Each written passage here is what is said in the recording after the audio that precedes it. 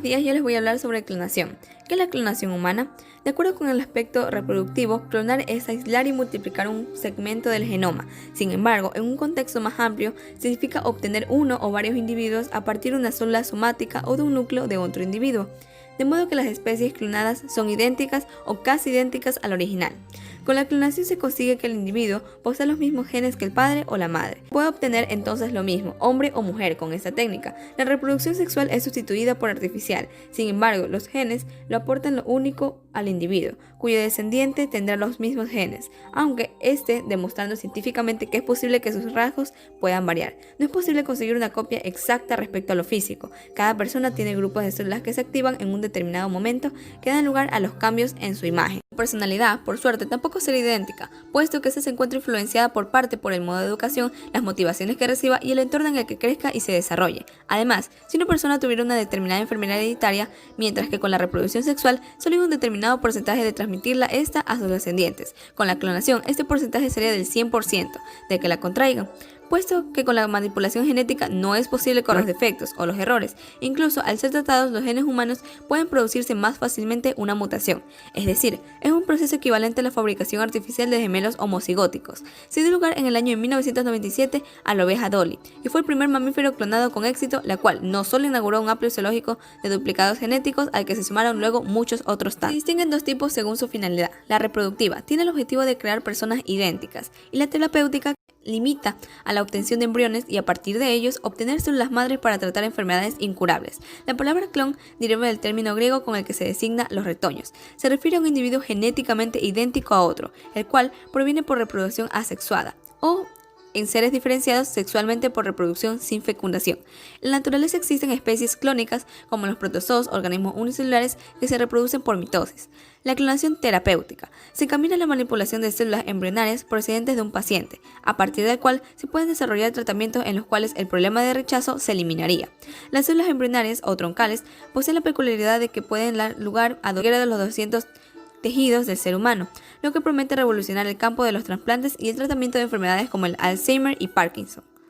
Modalidades de clonación, esto según su nivel: molecular en el ADN gen, celular en bacterias o células, el individuo pluricelular, que puede ser mediante la fragmentación de individuos adultos o de embriones, o mediante la transferencia nuclear. Las células madre pluripotenciales inducidas son células manipuladas artificialmente, pues se han conseguido en el laboratorio desprogramando células madre adultas. Ahora les toca investigar y aprender a reconocer cuáles son todas estas señales a las que se somete una célula para formar un órgano específico. ¿De dónde podemos obtener células madre para investigar y conseguir nuestro objetivo? Pues bien, esto se puede obtener de embriones, fetos, líquido amniótico, sangre de cordón umbilical, tejido de cordón umbilical, tejido placéntico, individuos adultos y células iPS, que son las células adultas reprogramadas. Los embriones son la fuente de células madre embrionarias. Para poder obtener células embrionarias, primero necesitamos fabricar embriones y después dejarlos crecer durante 5 a 7 días en el laboratorio para que se vayan desarrollando y se transformen en un blastocito. Una vez conseguido esto, se destruye el embrión y se cogen las células que están en su interior, conocidas como masa celular interna, para cultivarlas en el laboratorio.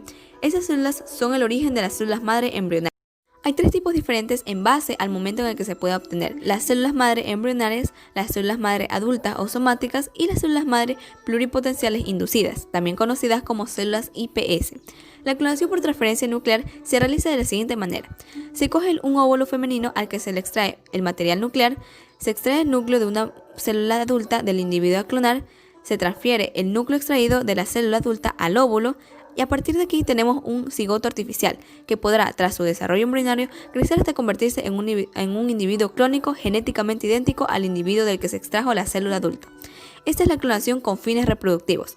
La clonación por transferencia nuclear tiene una serie de problemáticas biológicas. Lo más importantes son la baja tasa de eficacia, que es del 1 al 4%, la alta tasa de malformaciones y el envejecimiento celular prematuro. Clonar humanos es posible, pero aún hay impedimentos biológicos y éticos. Actualmente, clonar a un ser humano sería perfectamente posible. Sin embargo, aún plantea algunos debates bioéticos y biológicos que impiden que esto se realice.